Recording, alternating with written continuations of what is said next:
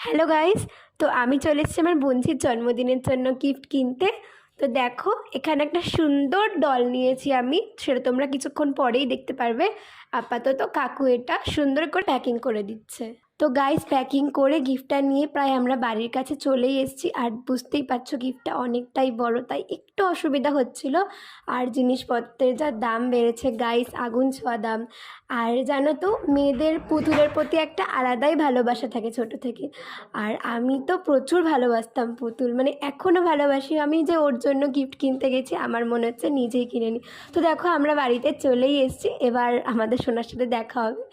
তো চলো বাকি কথা ভেতরে গিয়ে হচ্ছে।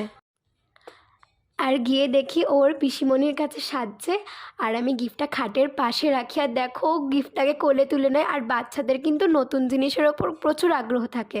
দেখো কত সুন্দর করে গিফটটাকেও আনবক্সিং করছে, আর কতটা মিষ্টি লাগছে